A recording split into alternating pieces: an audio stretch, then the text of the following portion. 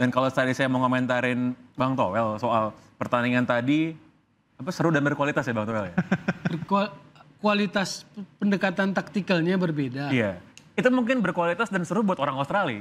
Buat orang Indonesia mungkin enggak gitu lihatnya. Makanya dari sisi hasil pragmatis. Itu salah nggak sih? Tapi kalau itu bisa dapat hasil kemenangan gimana Bang Toel? Ya makanya bukan salah benar. Iya, makanya bukan salah benar. Makanya kita menilai dari hasil akhir dong kalau gitu, kita bicara diskusi hasil akhir. Apa yang harus dilakukan oleh Kluivert? Apakah ada perombakan tim ataukah ada perubahan strategi nantinya kira-kira? Iya, yang pertama tentu saja ya jangan main kamikaze kayak tadi lagi. Kamikaze ya. Die scoort, het is 1-1. Wat een plaatje van Patrick Kluivert. Well, I tried my best, of course. It's not easy. As Jay just said, the coach Inte was there for 5 years, did a very good job. A lot of respect he earned in Indonesia, and well respected. But he had 2 days training. Players are coming in quite late. But again, that's not an excuse. Also, players from Australia came in late, from Europe or whatever. But we're ready, and that's the most important thing. And the expectations, of course, there's always expectation. I think yes. I think we showed already the last year, more or less, maybe a little bit more, that Indonesia is a country that has to be dealt with. I think we've showed it as well in this group already. The first game, what you mentioned, against Australia and also against the other teams. And also in November, the last game we won against Saudi Arabia, which was the first time ever also a win in this round for our country. So you see we're developing and building. Jangan berharap Indonesia lah ada di pikiran kalian karena ganti pelatih. Ya kan, ingat ini pertandingan penting, John. Nah, kalau ada yang membanding-bandingkan timnasnya Patrick Kluivert dengan eranya STY, nggak usah marah, nggak usah baper, nggak usah merasa paling timnas. Karena itu akan selalu ada. Ya anggap aja ini adalah sebuah data fakta. Skuad saat ini 80% itu isinya pernah bersama dengan pelatih STY. Felix, peluang sangat baik oleh Romani. Masih oleh dan gol debut dari oleh Romani.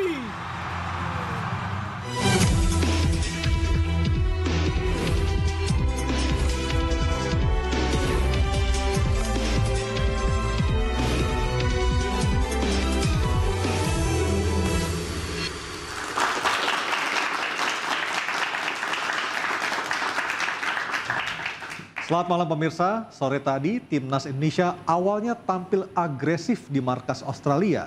Dan sejak menit awal, Indonesia berusaha mengambil kendali permainan. Namun sayang skuad Garuda masih belum berhasil menekuk Socceroos di laga lanjutan grup C babak ketiga kualifikasi Piala Dunia 2026. Dan bukan hanya bagi pemain, laga sore tadi menjadi ujian perdana yang sangat berat bagi Kluivert karena skuad Garuda harus kalah 1-5. Dan demi menjaga asa ke Piala Dunia, sebenarnya strategi apa yang harus dilakukan oleh Kluivert di laga-laga selanjutnya? Inilah interupsi laga Indonesia-Australia, pembuktian Kluivert. Sudah ada 4 narasumber yang seru sekali pada malam hari ini. Di sebelah kanan saya ada Rahmat Darmawan, ex-pelatih Timnas U23. Selamat malam, Coach. Selamat malam. Di sebelahnya yang mungkin akan memancing kontroversi, Bung Tommy Welly, pengamat sepak bola. Selamat malam. Selamat malam. Dan di sebelah kiri saya tidak kalah pentingnya 2 orang narasumber pengamat sepak bola yang dua-duanya sudah sangat dikenal oleh publik Indonesia. Yang pertama adalah Bung Kesit Budi Handoyo. Selamat malam, Bung Kesit. Dan Mas Pangeran Sihaan. Selamat malam, Mas Pangeran. Dan juga ada pecinta sepak bola dari mahasiswa dan mahasiswi Unika Atmajaya yang tadi sore didatangi oleh Coach Sintayong. Oh iya. Dan juga dari ikut nonton. Dan juga dari Universitas Budi Luhur Jakarta. Terima kasih. Saya ke Coach RD dulu sebagai mantan pelatih Timnas. Coach RD. Ya. Awalnya kita tampil meyakinkan. Yep. Begitu Menyerang dan akhirnya dapat penalti, tapi itu adalah anti klimaks, Coach RD. Ya. Apa sesungguhnya yang terjadi dalam laga sore tadi, Coach? Yang pertama saya menyoroti tentang pilihan strategi bermain ya. Dan hari ini pilihan strategi bermain dengan high press, kemudian bermain di daerah lawan, mencoba untuk menguasai lapangan. Ya. Dan kemudian sukses di awal-awal menurut saya. Tapi kita nggak tahu apakah itu bagian dari strategi Australia untuk membuat jebakan tim kita masuk, karena pasti juga Australia mempersiapkan diri menghadapi kita dengan melihat bagaimana historical kita ketika bertanding melawan China mungkin dan lawan China kita dominan sekali dalam penguasaan bola, tapi justru kita kalah. Nah mungkin itu yang dibuat oleh Australia hari ini. Tapi jujur hari ini kita bermain sangat berani. Sangat berani, kenapa saya katakan berani? Karena ini pertama kali Patrick Kluivert bersama tim, kemudian di waktu yang terlalu singkat, ya waktunya sangat singkat. Sehingga menurut saya berani, kenapa? Karena dia terlalu berani resiko untuk bermain dengan attacking. Coach, kalau misalnya dilihat dari kemampuan squad yang sekarang ya, udah mampu belum sih bermain seperti itu? Kayak gitu? Menurut saya kalau kita punya waktu, setelah kita mengenal betul pemain-pemain kita dengan segala lebih kurangnya, kemudian kita mengambil satu keputusan tentang apa strategi yang kita mainkan, it's okay. Karena pasti akan setiap strategi akan terjadi juga weakness point dari strategi yang kita buat. Jadi antisipasinya seperti apa, itu kira-kira yang saya maksudkan. Jadi hari kita main ofensif, yes, bagus. Sangat terlihat jelas. Tapi setelah itu ketika kita gagal penalti, kemudian lawan mulai bisa keluar dari tekanan, tentu resikonya apa? Kita meninggalkan lubang pertahanan yang begitu luas, lebar sekali di belakang. Dan tadi lihat bagaimana gol kedua, gol ketiga terjadi karena memang semua... Jadi kayak banyak bolongnya gitu? Otomatis kita meninggalkan pertahanan kan di belakang. Jadi lawan lebih mudah untuk dia melakukan counter attack. Dan itu yang menurut saya apa yang harus dilakukan, harusnya tentu harus ada pemahaman tentang ketika kita menyerang boleh menyerang, tapi mungkin strukturnya dimodifikasi, tidak seperti tadi ya, hanya menempatkan 2 center back, kemudian J.I.J. Dia agak sedikit ke depan ya, dan ini menurut saya sesuatu yang memang berani dan itu mengandung resiko. Dan sudah diambil tadi resikonya seperti apa. Ya. Bung Kesit, kalau saya melihat dengan formasi 4-3-3, overconfidence atau terlalu pede Kluivert dalam memainkan pola sore tadi. Anda sepakat? Saya lebih sepakat terlalu pede kayaknya ya. Terlalu pede? Ya, karena perubahannya begitu drastis menurut saya. Dari STY ke Kluivert. Karena biar bagaimanapun Kluivert baru. Dia belum menguji tim ini loh. Ya. Dia hadir, hanya punya waktu 3 hari, berkumpul, kemudian langsung menghadapi pertandingan. Hanya latihan aja. Dan berbekal video. Iya, berbekal video. Ya. Tapi kan kita belum pernah melihat dia memainkan satu tim utuh ya, entah itu dalam sebuah uji coba, kan nggak pernah ada gitu. Jadi saya pikir memang terlalu berani kalau dia kemudian menerapkan formasi yang tidak lazim lah dalam tanda kutip ketika Indonesia sebelumnya ditangani oleh STY. Berarti bisa dibilang coba-coba yang sangat beresiko di tengah. Pasti coba-coba. Karena dia belum pernah mencoba tim ini. Tapi kan tinggal sedikit nih gamenya. Ya itu risiko yang akhirnya harus dia hadapi. Dan ternyata kan permainan Indonesia mampu dibaca dengan baik oleh Australia. Ya. Di awal-awal 10 menit pertama bisa menekan. Tapi saya setuju tadi apa yang dikatakan oleh Coach RD. Jangan-jangan itu jebakan. Ya. Dan ternyata Australia bisa tampil membuka setelah itu. 5 gol bisa mereka ciptakan. Bahkan Australia yang sore tadi tampil kan bukan Australia yang sesungguhnya. Karena ada 8 pemain yang cedera. Ya, tapi kan masih ada Boyle, masih ada Irfan, masih ada Behih. Baik, saya ke Bung Toel. Bung Toel kalau misalnya dari chemistry-nya tadi udah dapat belum? Apa masih jauh? Chemistry apa nih? Antar pemain atau dengan tadi apa? Pola yang baru? Ini kan tim nasional. Tim nasional itu kan jeda break FIFA Matchday memang nggak pernah panjang toh. Ya. Jadi mindset cara menilai kita jangan seperti pelatih di klub day by day. Yang 1 musim, 2 musim gitu loh. Jadi memang dia harus melakukan pendekatan yang sangat cepat. Itulah bedanya pelatih tim nasional dengan pelatih klub. Jadi bolehlah itu jadi alasan waktu yang sangat sebentar dia berinteraksi dengan pemain. Tetapi bukan semata-mata itu juga. Bahwa terjadi perubahan taktikal, pendekatan yang berbeda, itu bukan coba-coba. Itu apa? Ya itulah gunanya perubahan pelatih. Tapi kan kenapa yang satu diubah ke Patrick Kluivert? Karena ada ketidakpuasan kan, terkait taktikal. Jadi dicarilah yang bisa mengakomodir semua taktikal itu. Tapi ketika sebelumnya imbang sekarang 5-1. Oke, imbang 0-0 lawan Australia, September di GBK, pelatihnya Graham Arnold. Kita mainnya duduk di bawah. Kalau hilang bola, retreat langsung ke bawah. Defend. 3 center back, 2 back turun, 2 gelandang bertahan, 7 penuh. Australia kesulitan. Kenapa? Karena Australia biasa main di panggung besar Piala Dunia. Dia yang counter attack.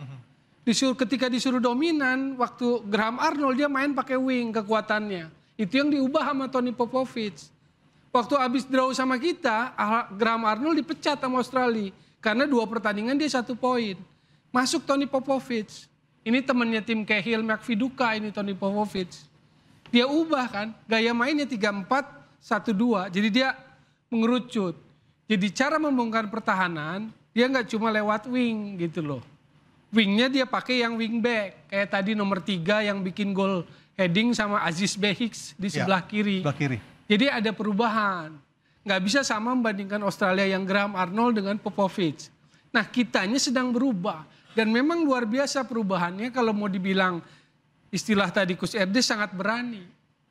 Oke lah misalnya 4-3-3. Lihat waktu kalau tim kita pegang bola nyerang. Kevin Dick jauh di atas. Back kita menyebar 3. Mes ke kanan, Jay di tengah. Calvin Perdong di kiri. Dan James juga naik di sana. 2 si Nathan sama Tom Hai. Lalu di depan ada Marcelino sama nomor 10 Romeni. Satunya si siapa?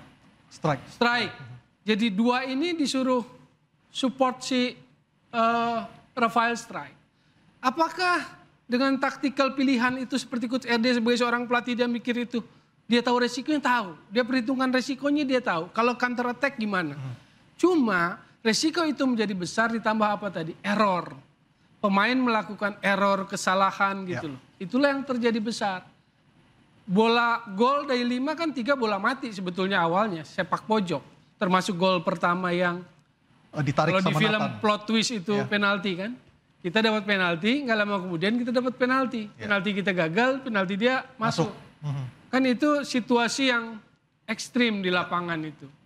Nah hal-hal seperti itu yang kadang tidak tercipta dalam skenario pelatih. Karena dia memperhitungkan resiko counter attack. Contoh gol kedua itu counter attack. Yang Coach RD bilang high press di atas, itu high press di atas tuh. Cuma hilang bola. Habis itu bolanya 50-50, saya lupa apakah itu Nathan apa Tom Hai duel.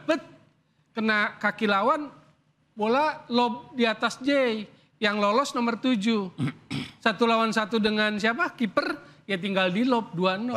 Di situ jatuh 2-0. Cepat gitu loh. Baik, saya ke Bung Pange. Bung Pange, kalau kita melihat laga sore tadi, telat nggak sih responnya Kluivert dan tim kepelatihan setelah kalah 0-4 loh di babak pertama? Ya memang yang paling menyakitkan itu bukan kenyataan ya, tapi harapan. Harapan, itu benar loh. Bahwa ekspektasi ini kan memang... Saya berharap malam ini kita berbicara soal kemenangan. Betul, sangat-sangat tinggi sekali kan.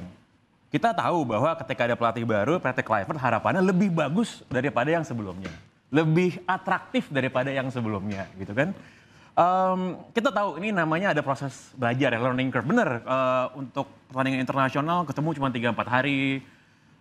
Tapi saya rasa ya, begitu kita lihat tadi starting lineup, saya bukan coach bersensi kayak coach RD ya, jadi kita sebagai penikmat bola lihat. Tapi kalau kita sering nonton bola kita tahu ya, biasanya tim ketika main away, apalagi ini timnya baru dia, ya, itu kan mungkin ada ngelihat dulu lah. Ya. Kita pasti akan ngelihat tim tuan rumah mainnya gimana, apalagi historically tim lawannya lebih kuat daripada kita. Ya. Tapi saya melihat memang ada kecenderungan Indonesia tadi kita overconfident, udah pasti. Overconfident, saya sempat nge-tweet, saya bahkan sebelum pertandingan saya bilang, saya lihat starting lineup kok saya agak cemas ya, kita bakal overrun, kita bakal dilewatin di tengah. Gitu. 10 menit pertama, saya dengan senang hati, saya mengaku salah. Indonesia mainnya keren banget. Ya kan? Mungkin Jaizes hampir gol, penalti dapat, oke. Tapi habis itu, sepak bola kan soal momentum ya. Momentum beralih. Dan pada akhirnya kita bisa bilang bahwa ya ini adalah sebuah hasil yang sangat menyakitkan dan menyedihkan sebenarnya. Sebelum pertandingan kita lihat turunkan ekspektasi, jangan harap macam-macam, ini baru pertandingan pertama. Tapi enggak, ekspektasi kita tuh sudah sangat tinggi karena kan hype yang dibangun, kita mau lolos ke Piala Dunia. Dan terakhir kita menang 2-0 lawan Saudi di GBK kan sebelum Betul.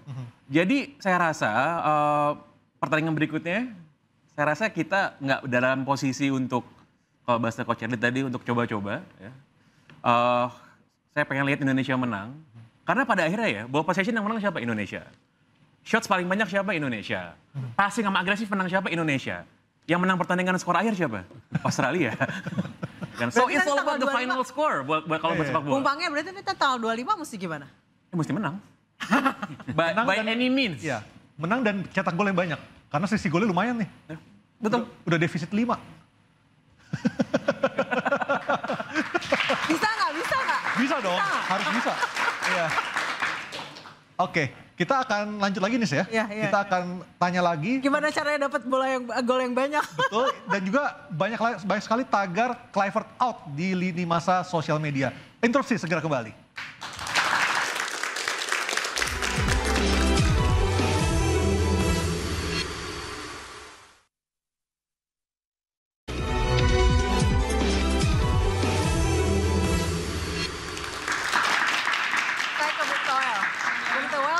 Lagi rame hashtag Kluivert out.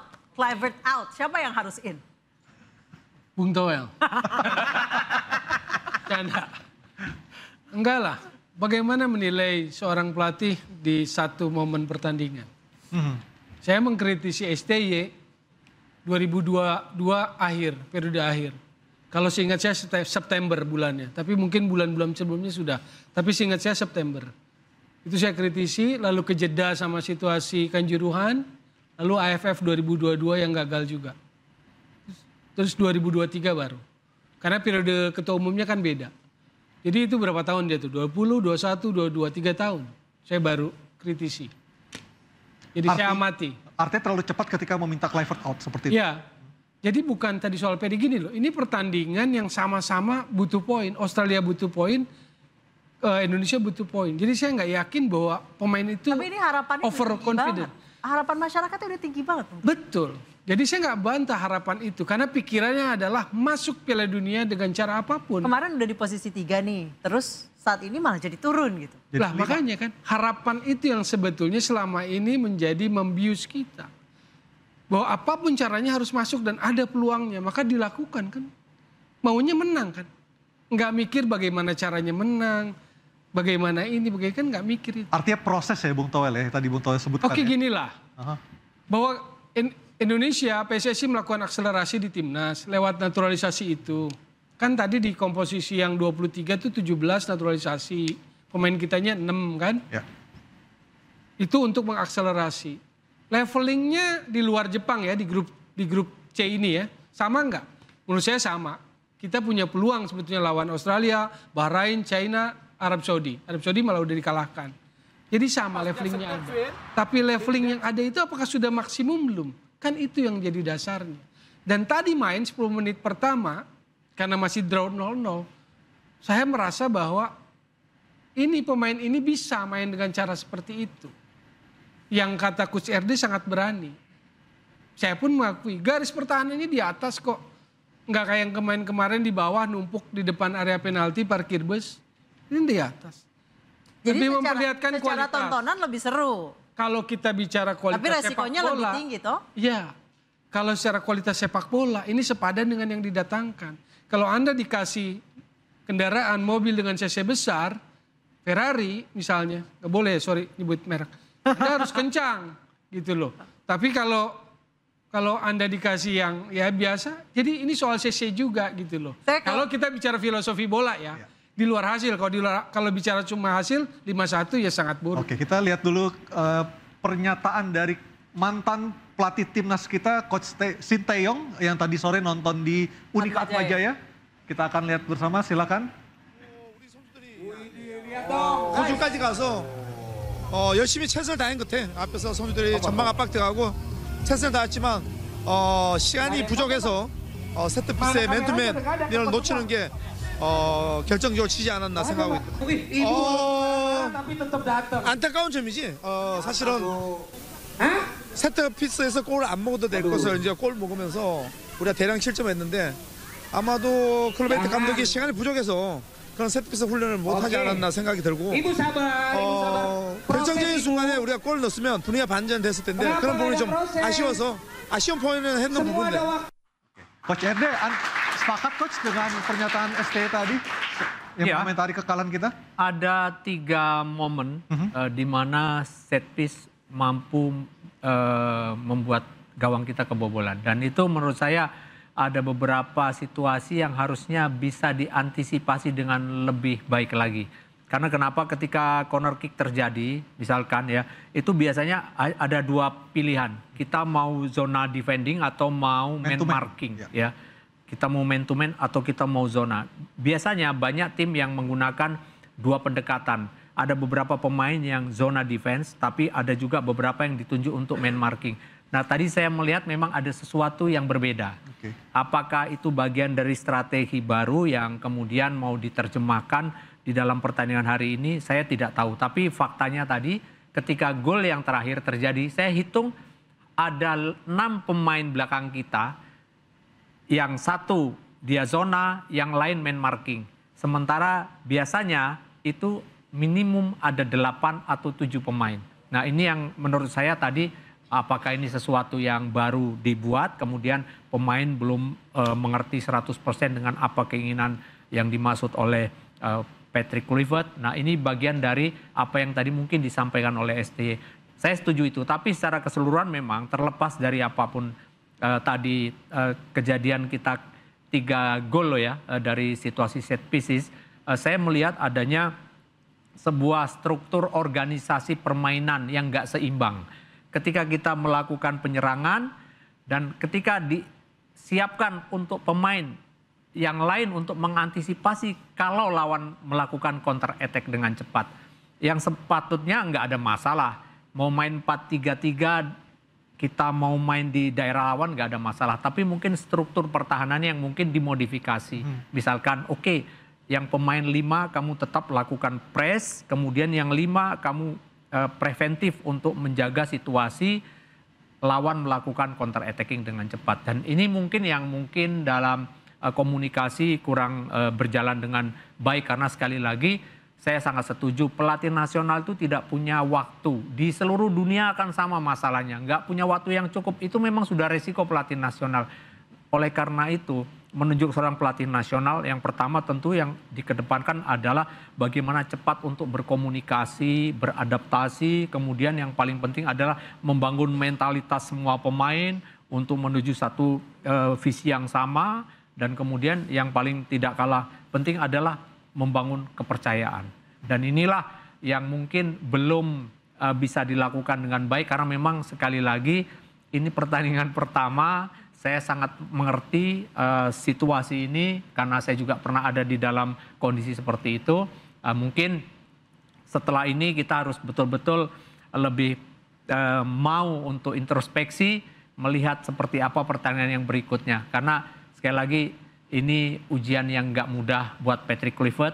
Di pertandingan pertama harus menghadapi satu situasi yang seperti ini dan kita tahu ekspektasi masyarakat kita terhadap sepak bola Indonesia sekarang seperti apa. Saya ke Bung Kesit. Bung Kesit tadi Bung Toel bilang kalau permainan tadi seru gitu. Kalau dari sisi penonton. Tapi yang penting kualitas. Kualitasnya ya seru. Taktikalnya berbeda. Nah, yang penting berkualitas atau yang penting menang?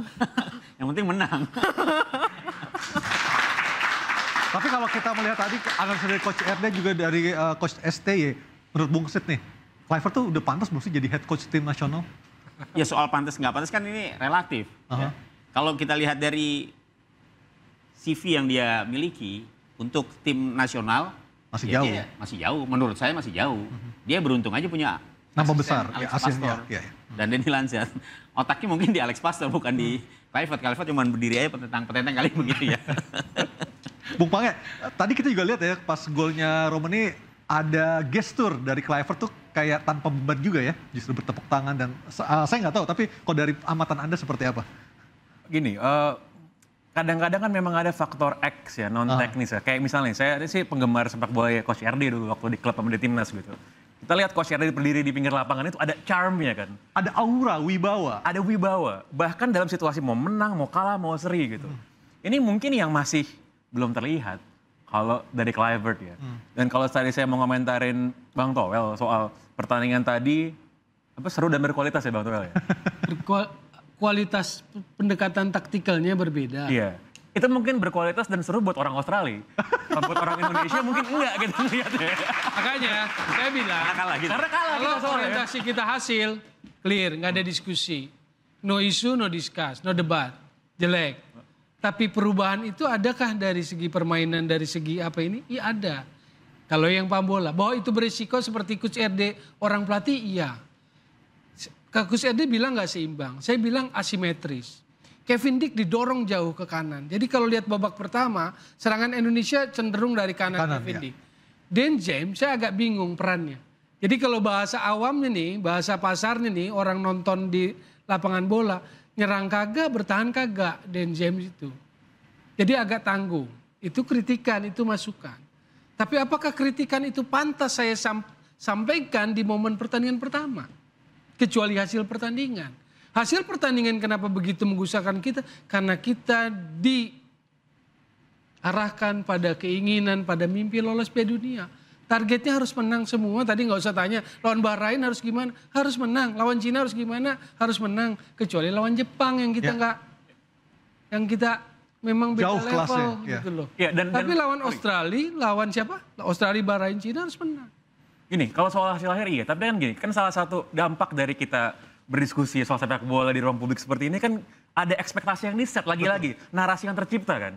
Narasi yang tercipta setelah Kluivert ditunjuk menjadi pelatih timnas, itu adalah bukan cuma menang, tapi entertaining kok, gitu kan. Ada pemahaman yang berbeda, saya sama Bang Toel nih beda soalnya. Saya nggak menyebut entertaining, tapi quality. Karena yang kemarin Pange aja bilang kan boring kan, cara mainnya boring. Mau di level ASEAN, mau di level Asia mainnya boring. Mau naturalisasinya udah 10, udah 12, udah 15, retreat dia parkir bus di bawah. Dari sisi hasil pragmatis. Itu salah nggak sih? Tapi kalau itu bisa dapat hasil kemenangan gimana Bang Toel? Ya makanya bukan salah benar. Iya makanya kan bukan salah benar. Makanya kita menilai dari hasil akhir dong. Kalau gitu, kita bicara diskusi hasil akhir clear. Saya nggak berdiskusi. Tapi kalau kita mau kasih insight sepak bola, insight pengetahuan sepak bola, ayo kita bicara gitu. Kalau kita bicara orang awam 5-1 kalah, tapi satu hal tadi, kita pemain-pemain kita itu sebetulnya saya nggak ingin ngebela pemain-pemain itu, nggak mau nyalahin juga, walaupun saya tahu tadi ada yang salah siapa gitu, saya nggak mau gitu loh. Cuman artinya apa? Kita punya level loh untuk main itu. Australia itu tadi takut loh di awal itu. Cuman memang ada kesalahan-kesalahan error gitu loh. Contoh gol kedua deh kalau inget, kita tuh lagi press di sini nih. Marcelino press, Dan James press, oleh apa Rafael Stek, hilang bola ke sini. Ini dua gelandang habis, Tom Hai sama Nathan. Lalu bolanya lob lewat. Lalu akhirnya 1 lawan 1 nomor 7. Siapa tuh namanya? Vanis siapa tuh? Lawan Martin Paislop 2-0. Pukulan berat, 2 gol beruntun dalam angka cepat. Dalam waktu tempo cepat. Jadi itulah yang saya sebut kesalahan. Apakah risiko itu diperhitungkan pelatih? Diperhitungkan. Tetapi risiko itu menjadi besar ketika ada banyak individual error seperti yang disebut tadi juga oleh pelatih sebelumnya. Bola mati kita error. Bola mati error. Nomor 3 itu in out bagus betul. Nathan ke kecoh, Sandy Walsh juga ke kecoh 2 kali. Yang satu jadi penalti, yang satu jadi goal heading. Jadi sebenarnya pemain Indonesia itu siapnya untuk main ofensif kayak tadi atau yang tadi Bung Toel cukup parkir bus aja, kita akan bahas usai jeda, tetap diinterupsi.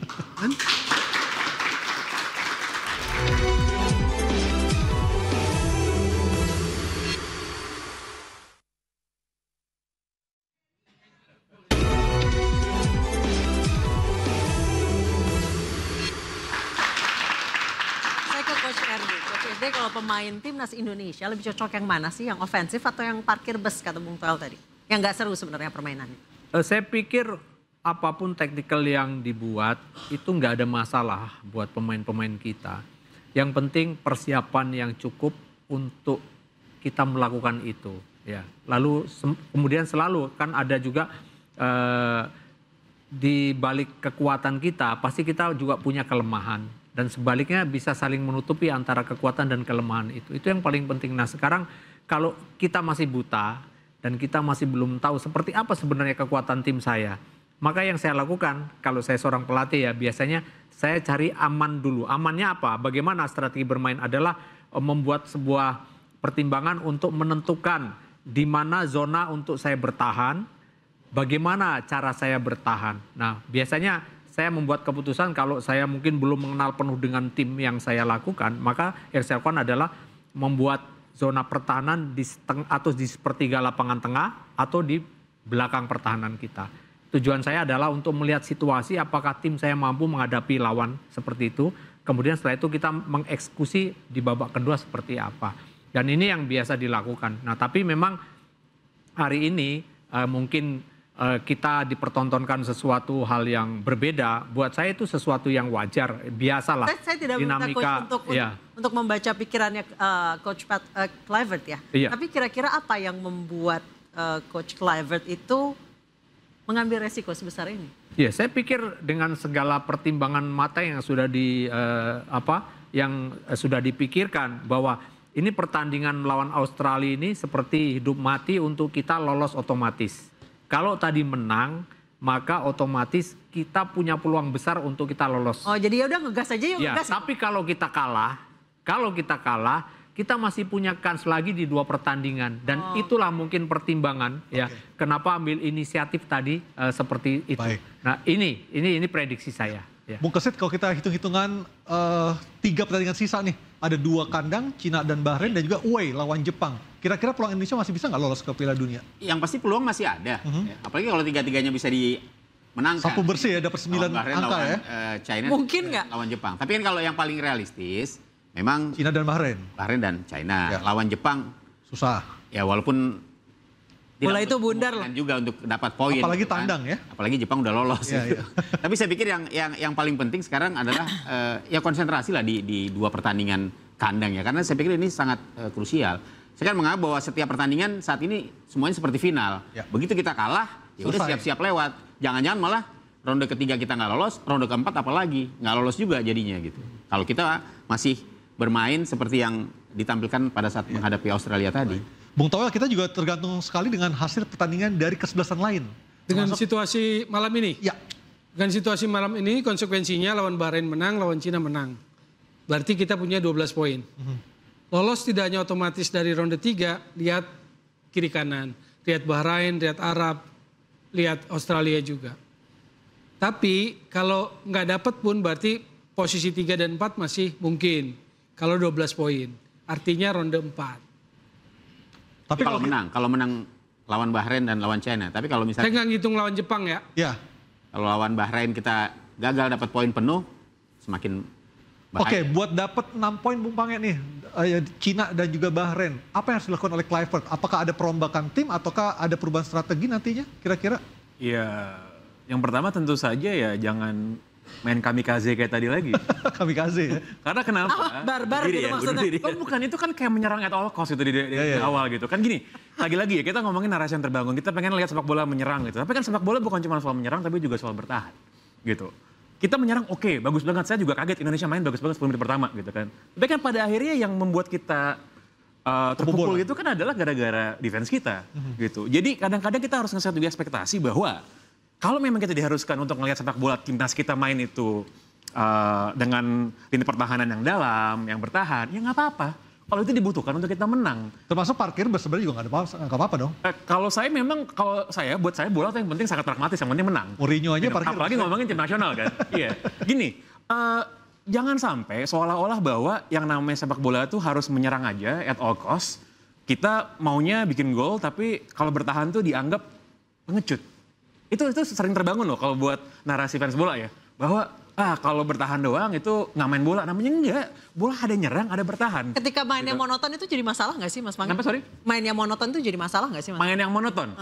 Kalau kita ngomongin soal liga nih ya, 38 pertandingan misalnya. Kan banyak pertandingan nih kan. Ya mungkin kita bisa lihat tergantung lawan kita ngukur-ngukur. Ini kayak Mas Kesit tadi bilang, ini kan tiap pertandingan final. Ya. Tiap pertandingan final gitu. Jadi yang harus ditekankan ya sebagai supporter, sebagai penonton adalah kita melihat timnas kita menang. Kalau caranya mungkin secara estetik tidak enak dipandang mata, pada akhirnya skor akhirnya enak dipandang mata kok. Baik, saya masih mau ke Mas Pange. Mas Pange, media di Korea menyoroti bahwa golden boy-nya Sinteyong, Asnawi tidak diajak katanya. Saya sebagai orang yang familiar sama politik, Coach biasanya kalau pelatih tuh mainan politik juga gak sih kayak gitu? Wah kalau itu harus nanya sama coach. tapi saya habis itu mau ke sini. Tapi kalau saya bisa yang namanya preferensi pelatih itu kan adalah diskresi dan haknya pelatih. Dia mau manggil siapa aja tuh. Prerogatif ya? Prerogatif ya? Itu kayak presiden nunjuk menteri kan. Nah ini pelatih manggil pemain terserah dia. Ya udah saya ke coach deh, ada nggak sih politis-politis kayak gitu? Saya rasa kalau kita bicara tim nasional ya, kita harus bicara mengenai kualitas terbaik yang ada di negara itu. Kita nggak macam-macam kita kesampaikan semua. Saya ingat ketika saya menangani tim nasional waktu itu juga, ada yang minta tolong jangan dari liga ini, jangan dari liga ini. Itu kenapa saya waktu itu mengatakan waktu SEA Games Coach ya? Ya, waktu itu enggak, waktu itu kita masih ada dualisme. Dualisme ya. Ya, kemudian saya ambil keputusan ambil keputusan saya mau head coach kalau seperti ini gitu. Jadi jangan ada lagi faktor karena ini dari klub ini atau ini dari, enggak ada. Jadi semua pasti ingin yang terbaik. Apalagi tanggung jawab itu akan ditumpahkan kepada kita sebagai pelatih. Tentu kita harus punya tanggung jawab dan kemudian kita memilih yang terbaik tanpa embel-embel apapun. Terus menambahkan Bang Pangi tadi ya mengenai strategi bermain menyerang tadi ya. Memang dengan bermain high press seperti tadi butuh satu energi yang ekstra. Ya. Sehingga kalau tadi terlihat babak kedua kita mulai terlihat kedodoran. Ya. Itu memang impact dari permainan tinggi, high press yang kita lakukan. Karena memang itu ada resiko. Sekali lagi semua apa yang kita lakukan semua ada resiko. Dan kalau kita main bertahan pun ada resikonya. Kenapa? Karena mendekatkan lawan ke gawang kita. Kalau kita nggak antisipatif, kita juga bisa kebobolan dari bermacam-macam variasi permainan lawan. Jadi semuanya buat saya mengandung resiko. Dan resiko yang hari ini terjadi sudah diambil tanggung jawabnya. Dan mudah-mudahan ini menjadi satu pelajaran yang penting ya. Jangan sampai seperti lagi besok seperti ini. Karena nggak ada peluang lagi kalau kita kalah. Ya. Baik, ada beberapa nama yang belum dipanggil Kluivert, ada Sadil Ramdhani dan juga ada Elkan Bagot. Apakah kedua nama dan juga nama-nama lainnya itu akan dipanggil ketika kita melawan Bahrain dan juga dua tim lainnya? Interupsi segera kembali.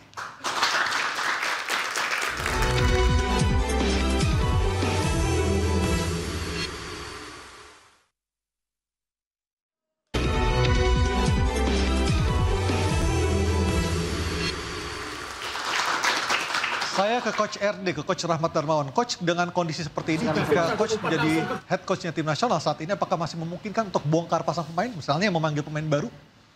Saya rasa sudah nggak pada waktunya lagi untuk kita memikirkan pemain yang di luar saat sekarang ya. Okay. Mungkin kecuali kalau ada beberapa pemain yang cedera, ya mungkin butuh, ya, mungkin bisa. Tapi fokus pada pemain yang ada dan kemudian selanjutnya fokus juga pada pertandingan yang selanjutnya dengan memperbaiki, tapi sekaligus juga harus dengan cermat menentukan apa yang akan dilakukan. Jadi nggak gegabah, jadi mesti dengan pertimbangan-pertimbangan. Karena kenapa kita ingat ketika kita lawan Bahrain di sana sama, kita mendominasi penguasaan bola. Tapi akhirnya di menit terakhir kita kebobolan. Dan kita nggak fokus karena kita cuma sibuk dengan referee waktu itu. Semuanya menganggap referee nggak adil dan sebagainya.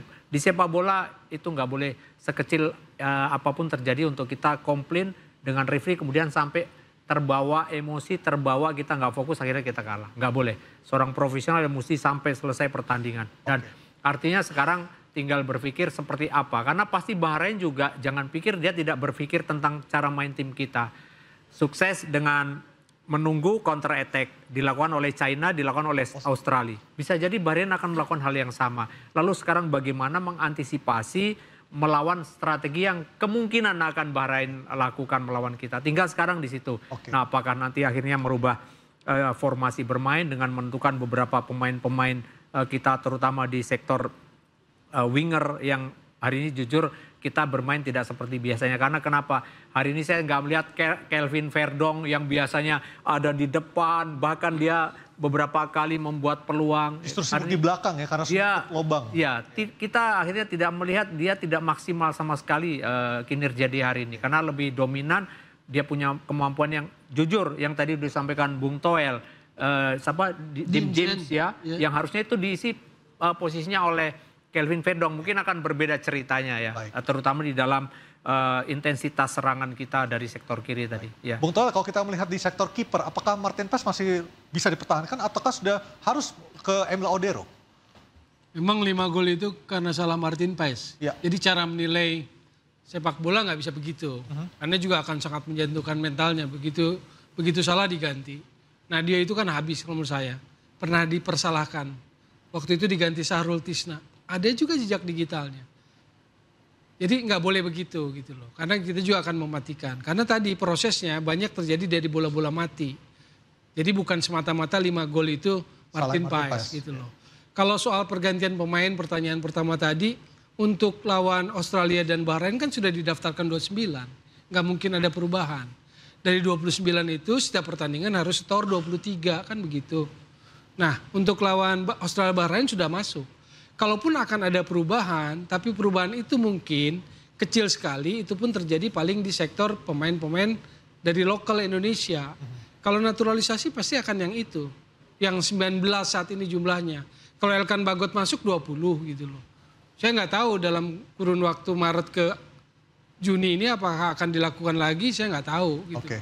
Tapi kalau dari sisi komposisi pemain, 19 yang ada sekarang nggak akan berubah kalau menurut saya. Karena itu proses naturalisasi, proses yang melibatkan extra effort negara. Kalau Elkan Bagot masuk 20, berarti yang berubah paling di lokalnya aja gitu. Oke, baik. Bung Kesit, kalau kita melihat starting 11 malam hari ini, siapa yang harusnya nanti akan diganti? Karena kita tinggal 5 hari lagi nih lawan Bahrain di GBK, tanggal 25. Iya, kalau sebenarnya komposisi tadi itu menurut saya sudah oke banget ya.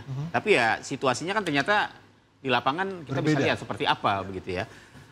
Hampir semua pemain menurut saya tidak tampil optimal. Kalaupun ada beberapa pemain yang kemudian... Kenapa? Apa yang menyebabkan tidak optimal nih kira-kira? Iya, setelah 10 menit aja kan mainnya kelihatan optimal. Tapi setelah itu kan enggak. Jadi secara keseluruhan menurut saya memang tidak tampil optimal tim nasional kita. Kenapa? Hampir semua lini menurut saya tidak bekerja dengan baik begitu ya. Pemain yang biasanya, tadi Coach RD bilang, Calvin Verdong yang biasanya aktif menjelajah lewat flank di sektor kiri, nggak terlihat. Marcelino yang biasanya juga begitu lincah di lini tengah juga tidak terlihat begitu ya. Jay Itzes yang diharapkan bisa jadi tembok terakhir juga kali ini seperti apa ya, tidak menemukan permainan terbaiknya begitu. Jadi hampir semua pemain menurut saya tampil belum baik. Prediksinya kenapa tuh? Kenapa tidak maksimal? Ya pertama karena baru. Mereka baru berkumpul 2-3 hari, langsung latihan, tidak ada game. Ya hasilnya seperti yang kita lihat. Baik. Bung Panggi, kalau kita lihat dari sektor back, apakah sudah saatnya Rizky Ridho akan masuk lagi lawan Bahrain nanti ke starting 11? Ya, saya sih selalu suka lihat lokal hero ada di starting lineup ya. Dan kalau Rizky Ridho bisa balik lagi ke starter, saya rasa dia kan duetnya sama JIZ itu kan udah terbukti beberapa pertandingan selalu bagus ya. Tapi kalau siapa pemain yang sebenarnya saya pribadi pengen lihat ada di dalam starting lineup, kita kan baru naturalize Joey Pelupessy. Selama ini saya selalu merasa ya, lini tengah Indonesia itu butuh otot. Butuh, rasa Tom Hay atau Nathan Chow itu butuh temen gitu di sana ya. Untuk gerasak gerusuk, dan itu tugasnya dia harus Joey Pelupessy. Namun saya juga harus bilang saya mau appreciate itu oleh Romeni sih ya. Ini pertandingan debutnya dia, sayangnya hasilnya kalah.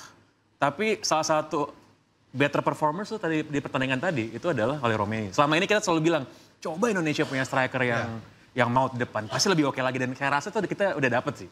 Kita harapkan nanti lawan Bahrain ya oleh Romeni hat-trick lah kalau bisa ya. kita doakan bersama, silakan Nisa. Ya bagaimanapun bola itu bundar. Kita harapkan ya 3-3 menang. Cuma yang 2 aja nggak apa-apa lah ya. Atau enggak 1, harus berapa? Ya kalau bisa dapat 7 bagus.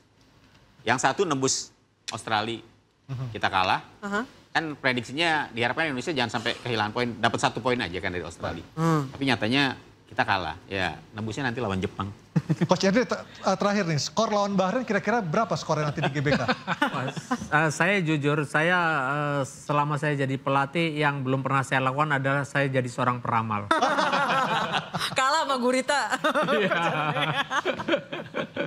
Tapi saya optimis ya. Saya yakin dengan belajar dari situasi tadi melawan Bahrain, apalagi kita punya motivasi yang lebih dengan ketika kita harus merasa, kan waktu itu merasa katanya kita dicurangi lah dan sebagainya.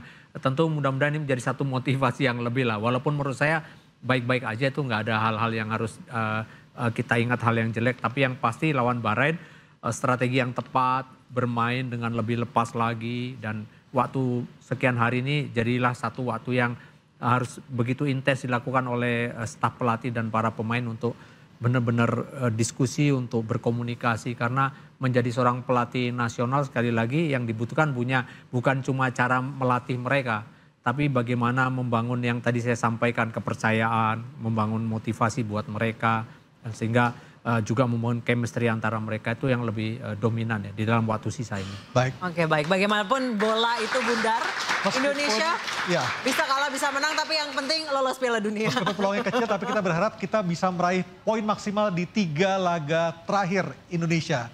Terima kasih Anda sudah bersama kami malam hari ini. Interupsi, saya Aryo Ardi. Saya Ansyada Suki, sampai jumpa. Terima kasih.